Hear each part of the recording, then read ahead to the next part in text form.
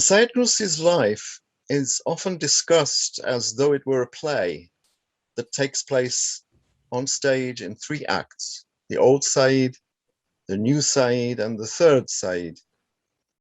The old Said period marks very roughly the first 4 decades of his life. And at the age of around 40, that's when the new Said period begins. The borders and the contours of the so-called third Said period are not really very clearly defined. And personally, I find it more helpful to see Said Nursi's life as a life of two halves, before the Risale-i-Nur and after the Risale-i-Nur. So for the sake of simplicity, we can reduce this to the old Said period and the new Said period, respectively.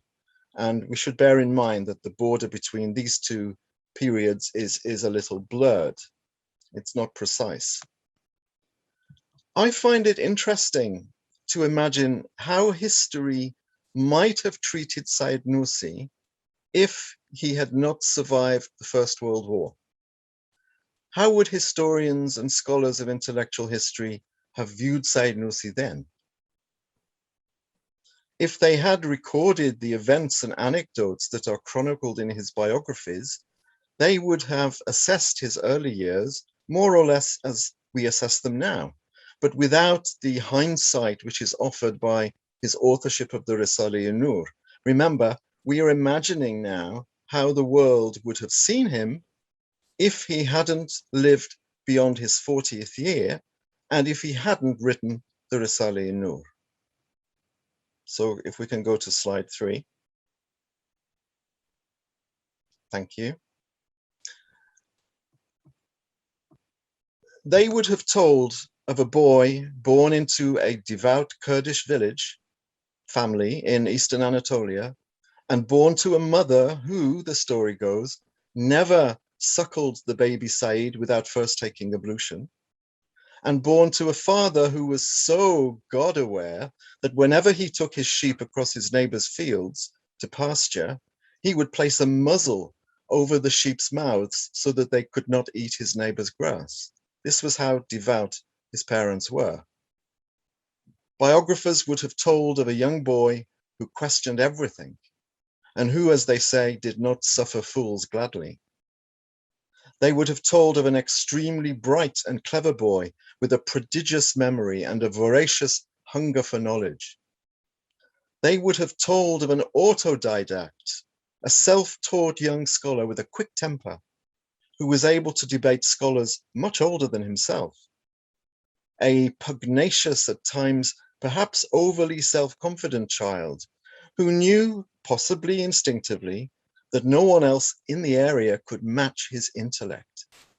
For his was an intellect which marked him out at a very early age as something verging on the superhuman, and which earned him the name Badi'u Zaman, or the wonder of the age. Slide 4, please.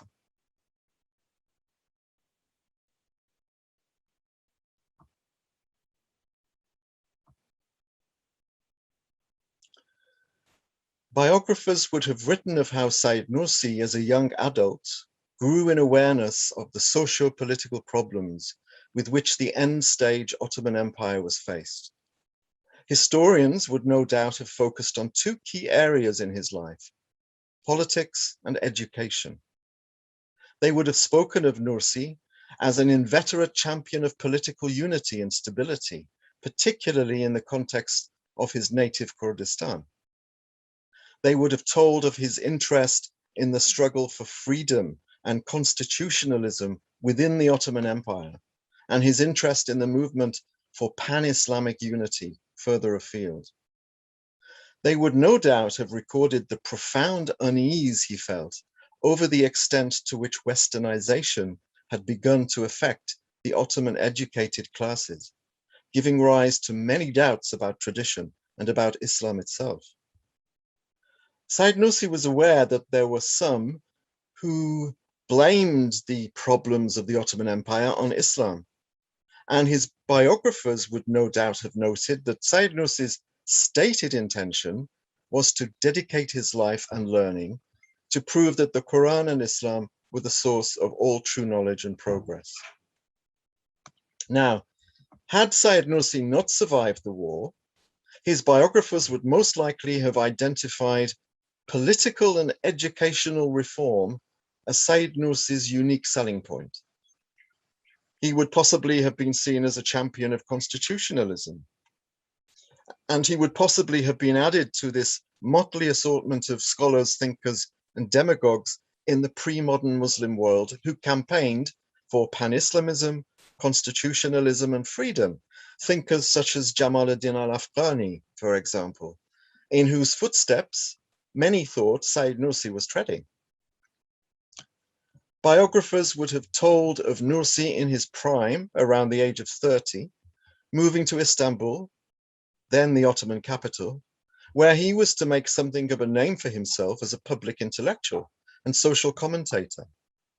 And it's in Istanbul that he starts to give expression to his interest in constitutionalism.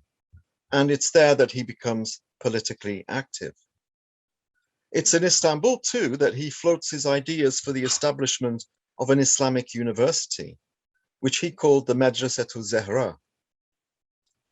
The establishment of a university in which the so-called religious sciences were to be taught alongside the natural and the social sciences was Sayyid Nursi's lifelong dream, born out of his profound unease with the educational situation in the old Ottoman Empire. If he was to show that the Quran and Islam were the source of true knowledge, then educational reform was as vital as political reform.